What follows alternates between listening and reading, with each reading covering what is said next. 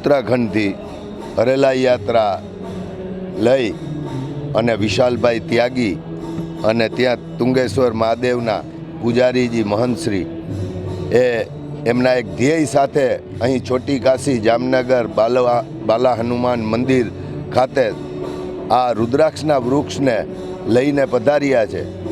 તેઓ 9 તારીખથી ચાલુ કરી અને આજે જામનગર છોટી કાશીમાં પધાર્યા જ બાલા હનુમાન મંદિરે।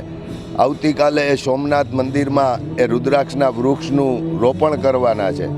ત્યારે અમારા મંદિર ખાતે સર્વ ભક્તોની લાગણીને ધ્યાને લઈ અને અમે પણ એમનું વૃક્ષનું સ્વાગત કર્યું છે।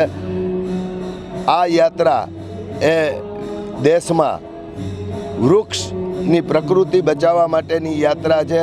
સૌ લોકો પોતાના ઘરમાં કે આજુબાજુ એક વૃક્ષ વાવે તો આપણા દેશને આપણે ચોક્કસપણે ભવિષ્યમાં પ્રદૂષણથી મુક્ત કરી શકશું। પ્રકૃતિ બચાવવી એ આપણો ધર્મ છે અને ભવિષ્યના જીવનની જરૂરિયાત પણ છે।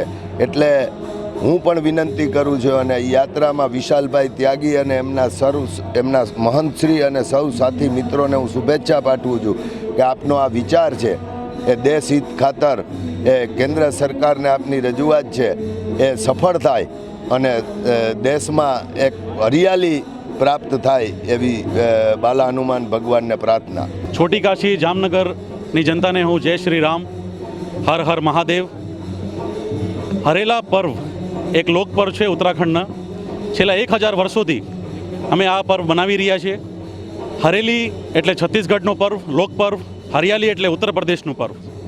आ लोक पर्व ने राष्ट्रीय पर्व बनाववानी अमारी मांगणी छे केंद्र सरकारनी सामे।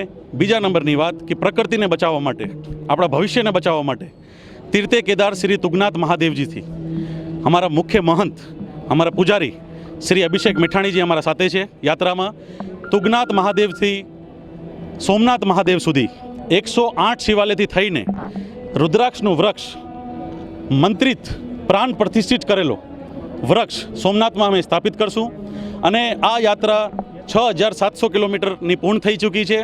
अने जीतूभाई लाल छोटी काशीનું નામ આવે, જામનગરનું નામ આવે એટલે જીતુભાઈનું નામ તો 100% આવે જ। અને જ્યાં ઉત્તરાખંડને ખબર પડી અને ત્યાંના બધાય કમિટીને કે ભાઈ તુંગનાથ મહાદેવને કે તમે આ યાત્રા લઈને સોમનાથ જઈ રહ્યા છો તો ત્યાંથી અમને આહવાન થયું કે ભાઈ તમે છોટી કાશી જરૂર જાજો અને જીતુભાઈ લાલને જરૂર મળજો। અમે જીતુલાલભાઈને સંપર્ક કર્યો। જીતુલાલભાઈ કહે કે ભાઈ હું મારી બધી મીટિંગ કેન્સલ કરીને તમારા સ્વાગત માટે અને વૃક્ષના રુદ્રાક્ષના જે સ્થાપિત કરવામાં જઈ રહ્યા છે એને સ્વાગત માટે હું જામનગરમાં રહીશ અને ગુરુજીના આશીર્વાદ લેવા માટે હું જામનગરમાં રહીશ।